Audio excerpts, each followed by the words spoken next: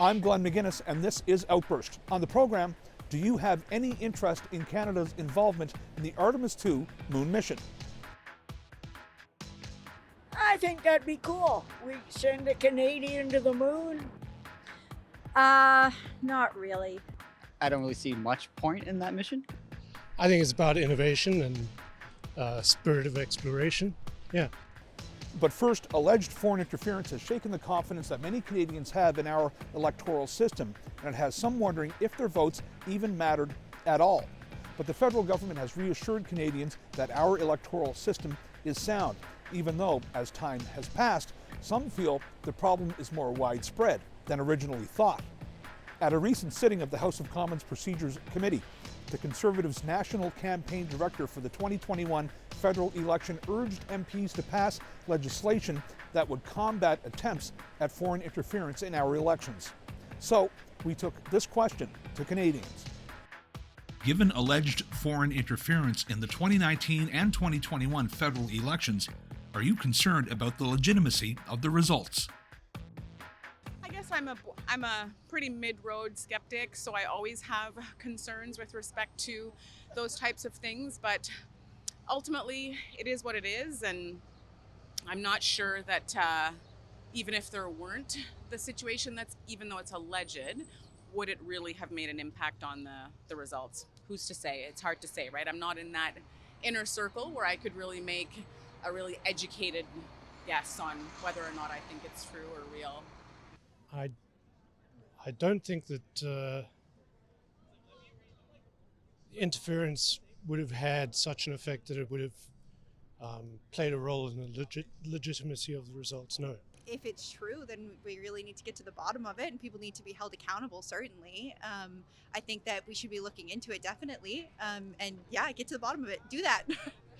No, but I think there should be a public inquest into the Chinese interference. Because if it did happen, it might continue. I think that, perhaps, but I don't think that that's really playing a big role in who was actually elected. So, yes, and I don't think it's been a concern so far. I think that perhaps the Conservatives are capitalizing on this because, hey, it's going to get some votes, right? I'm concerned about the interference, for sure, and I think it does in some way circumvent our democratic system, and we need to nip it in the bud. There's no doubt about it. That's in the past. I believe in just going forward. I suppose one has to figure out how that happened and make sure that it doesn't happen again, but I'd like to move forward. Yeah, absolutely. It's absolutely important. The investigations need to be carried out so that everyone knows the truth. And once the truth is out there, I think it will make it will make a good example moving forward.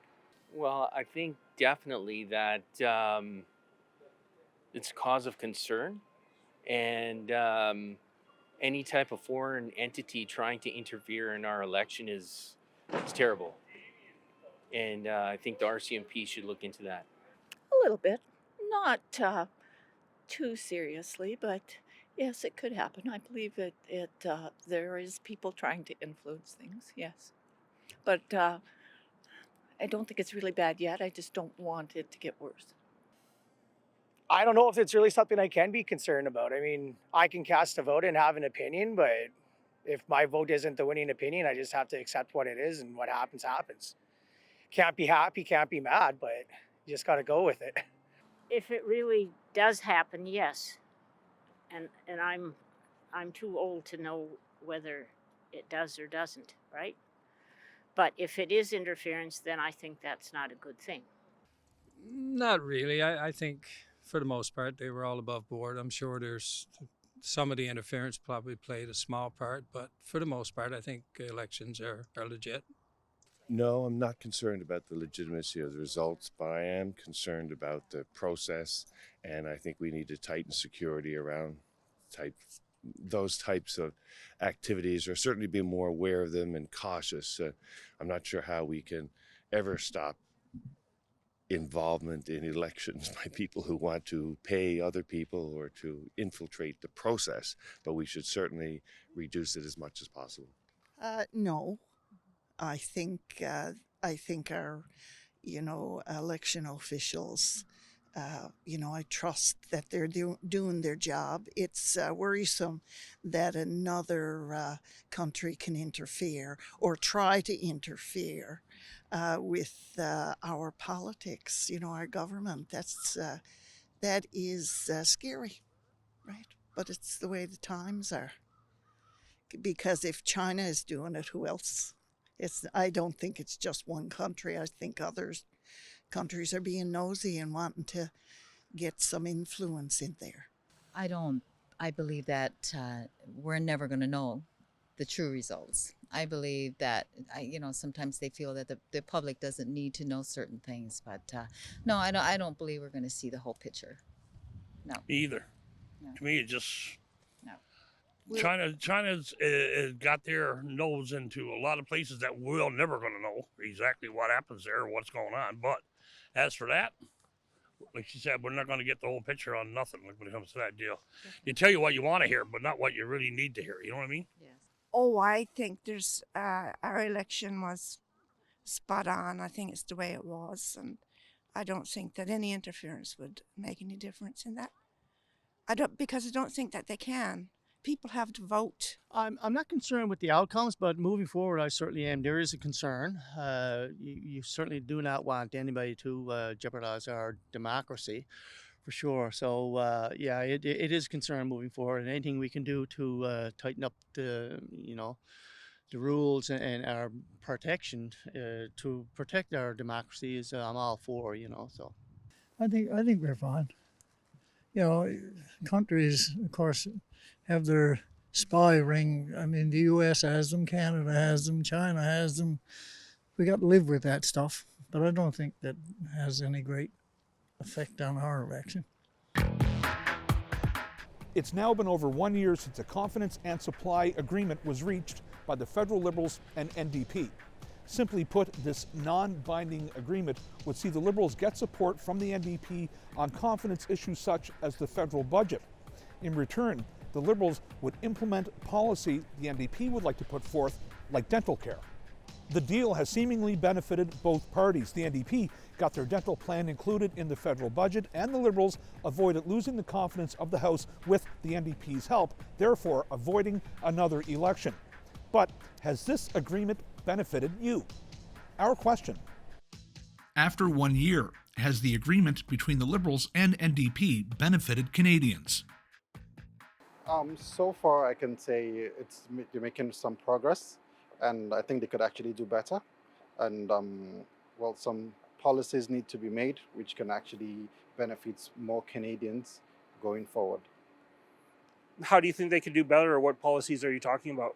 Like creating more opportunities for jobs, and because right now job market is really tight. So if they can actually make policies that are more friendly for job opportunities and for businesses and stuff, I think that would be very good. I think I'd like to see the NDP get more accomplished on their agenda for sure. I'm definitely more interested in the projects they're putting forth. So yeah, I would like to see them move forward on what their agenda is for sure. No, Why at not? all. Just look at the state of everything, the way everything's going right now. It's just been downhill. I don't know, I'm from Alberta. I work in the oil patch, all that kind of stuff. And we're not benefiting Canadians for their ability to prosper or anything like that. Wow, I love a minority government. We get good policy for Canadians. Back when Tommy Douglas got us universal health care, that was in a minority government. So I think the politicians work harder to get things passed and through for the common people, so to speak. So I say, I hope we get another minority government. We'll have some more. I'm rooting for a universal drug plan. That's what we need next. Great, we've got the dental plan coming down the works, but we need drugs. I mean, when you hear seniors are my age group, you know, is it groceries, the electricity bill, or drugs this month? That's not fair. Absolutely, yes. Absolutely. Anything, tax breaks or dental care, anything at all for the general poor man like us, poor men, poor people, got to be proper gender. Poor people like us, we need a break, sure. If the pressure by the NDP to include a few things like the dental help, then it's benefited some. Has it benefited many? No, I don't think. I always like a firm opposition. Even a 3-party system or 4-party system, I think, is a good thing. So I think it's benefited a few people, but not as much as a minority government would. I do, actually. I definitely do. We need less fighting between parties and more cooperation. And I do believe like the dental benefits are a result of that. So I think that is a positive thing for sure. No, not really. Like, to me, we're not big fans of the Liberal government anyway, so we're pretty biased when it comes to that. We feel that their agreement, I don't know, I can't see it being a positive thing. I think so. I think it has, because you know the Liberals, of course, has to bend a bit towards the NDP, and the NDP has some good things that they want to implement. So I think it probably is. You know, whether it has any effect on the next election or not, I have no idea. I think still it's kind of early to determine, but it certainly is a positive step in the future for us. And, you know, anytime we can get a minority government to, you know, get along with our opposition and can make improvements to our citizens, our taxpayers, I mean, I'm all for. So hopefully moving forward, we can continue to see improvements in our healthcare and our benefits. I mean, I think it's what's helped keep them where they are today, even though, I mean, didn't they win a second minority election as well they did, recently? Yeah, I think that endorsement has been material to allowing them to remain where they are. I don't know if they didn't have that support, if we wouldn't be back to a progressive government. I think some good things were passed, like the dental plan and things like that. I don't know if the NDP will continue to support the Liberals. It's a question mark in everybody's mind. I mean, it was definitely good for Justin at the time, right? But yeah, I mean, it's we'll have to wait and see. I don't think Mr. Singh has been very active in making sure that Mr. Trudeau is accountable to a lot of the issues that have come up. So I don't think it's a good agreement.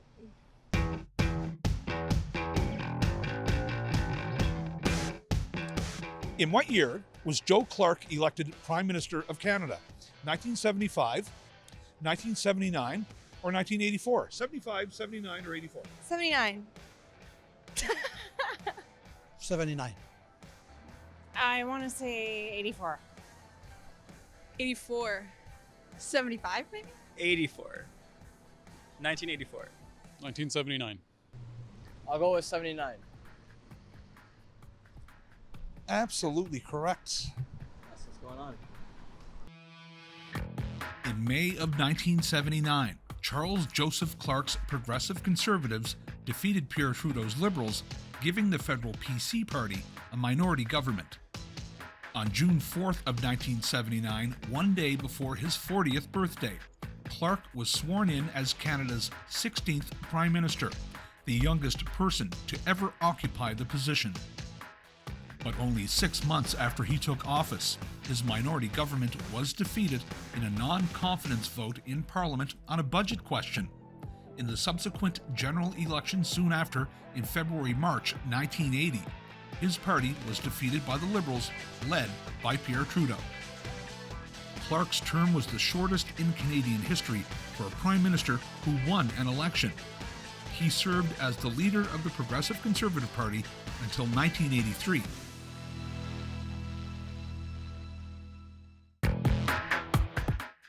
Canada's military is short-staffed to the tune of roughly 16,000 people, according to the DND.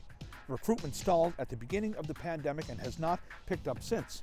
It's also estimated that 1 in 10 positions are vacant in the Canadian Armed Forces, and recruitment numbers are nowhere near where they need to be. The personnel shortage may coincide with a slew of scandals and allegations of a toxic work culture which may have impacted the organization's reputation. So we took to the streets to ask people what it would take to get more men and women to enlist. Our question: how could the Canadian military attract more recruits? Well, I mean, it all goes with, I guess, education and publicity and getting the word out there to young people. I guess the big challenge right now is there's a lot of opportunities for young people for jobs, and they're competing with a lot of other businesses and a lot of other industries. So I don't know, getting into the schools, I guess, getting the word out at a young age that it's and giving them the, letting them know that when they go through the military, I think they get part of their education paid for as well once they're out. So it's not just, being a soldier. You can be an engineer, do a lot of things in the military. It's not that evident to young people, I don't think. The process is too long. They hear back from them months and months later, and I think that's a reason why a lot of people don't even begin the process of signing up. I think that's something which stops them. I would say probably if there's more advertisement, possibly, because you don't see much of that. And just to show the benefits of it, maybe that would be, because I know there's a lot of benefits to joining the military. I wish I had actually joined the military, so when I was younger. I don't know. I have some friends in the military, Gagetown, and they've done a lot already to try to attract more recruits and, being far more inclusive and that kind of stuff. So I don't know. Maybe they've done all they can do. Maybe people don't want to join the military. I think you should have a conscription or a draft for young people. I think it's an opportunity to learn some skills, provided they're learning skills other than digging a trench or something. I think it's a good opportunity from that standpoint for young people.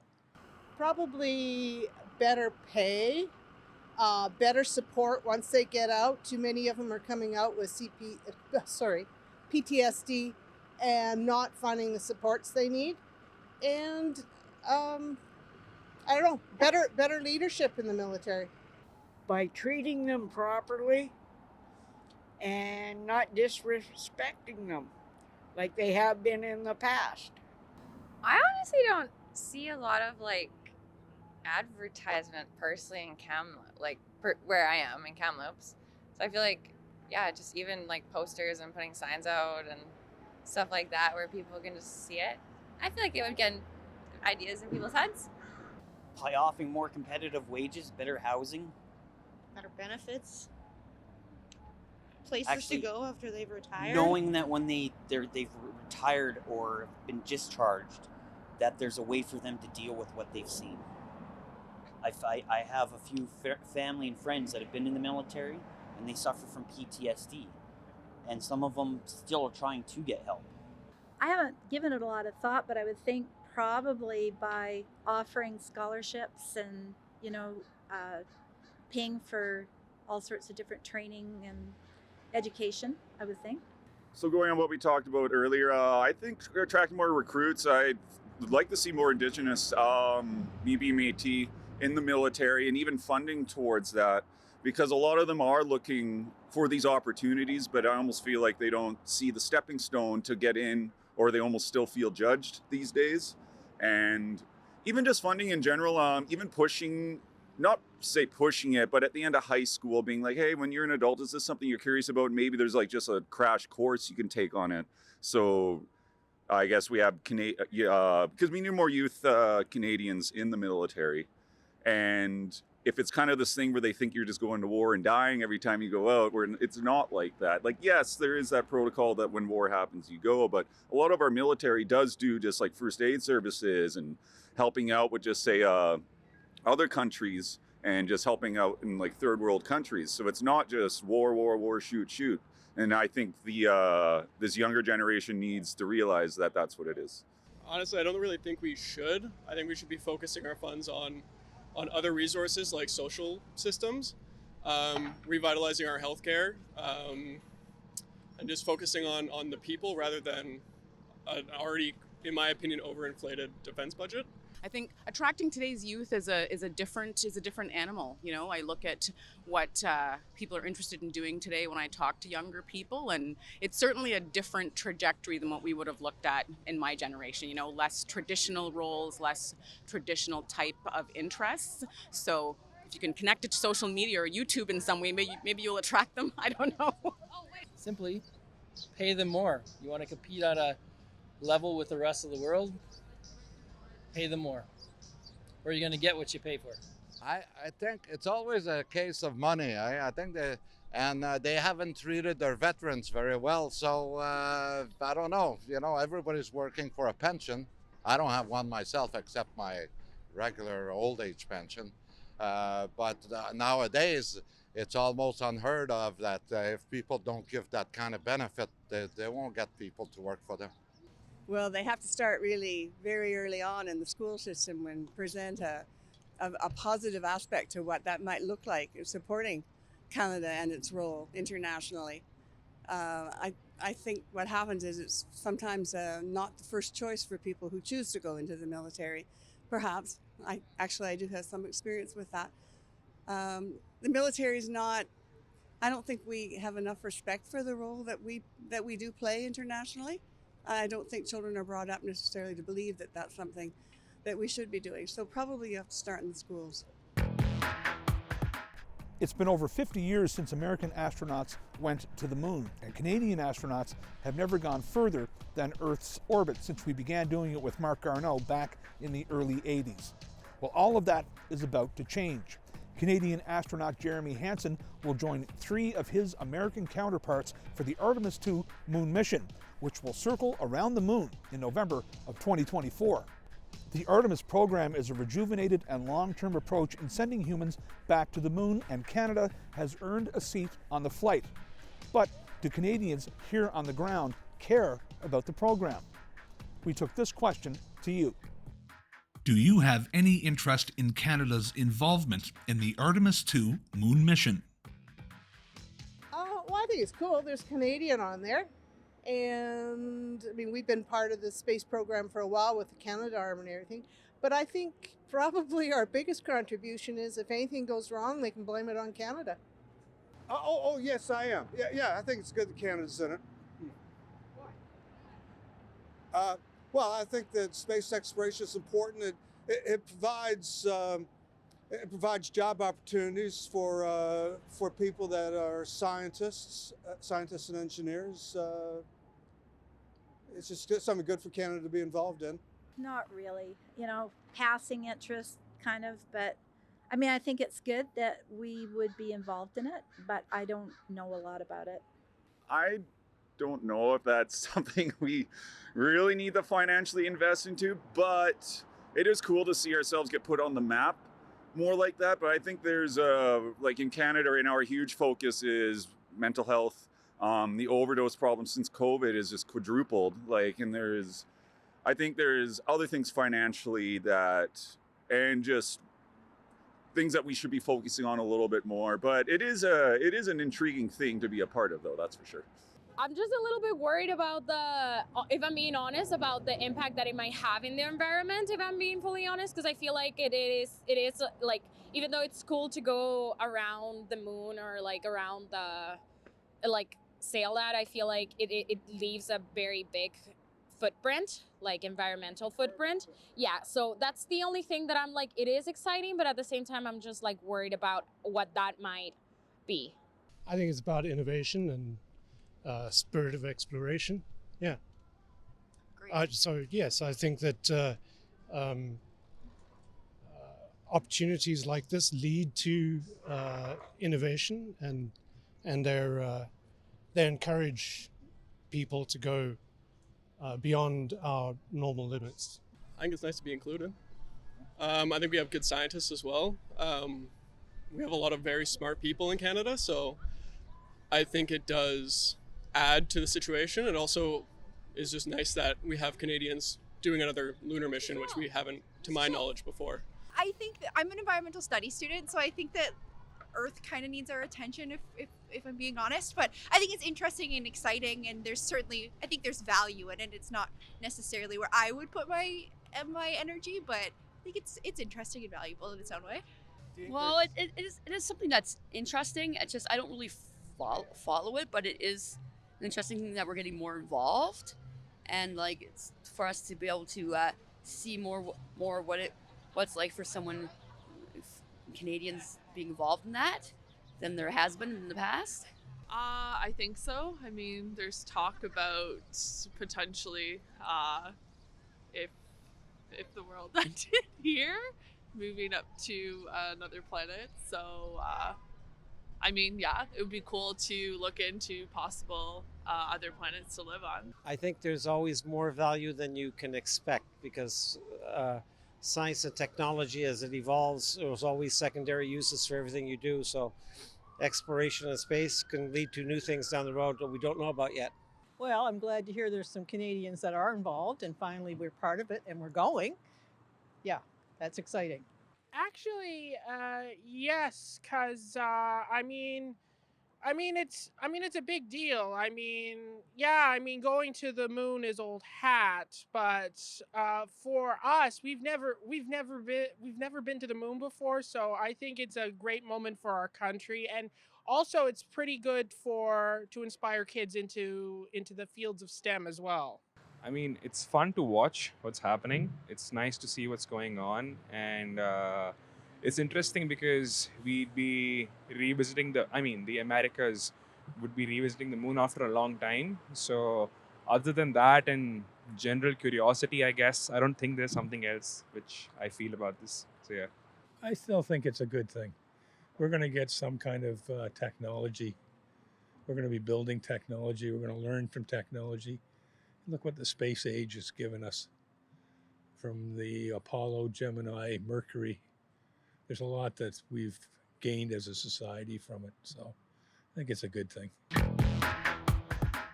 Thanks for watching this episode of Outburst on CPAC. If you have any comments about this show or any other show, you can find us on social media. You can also find us on our website at www.cpac.ca. I'm Glenn McGuinness, and on behalf of my colleagues at the Cable Public Affairs Channel, thanks for watching. We'll see you next time.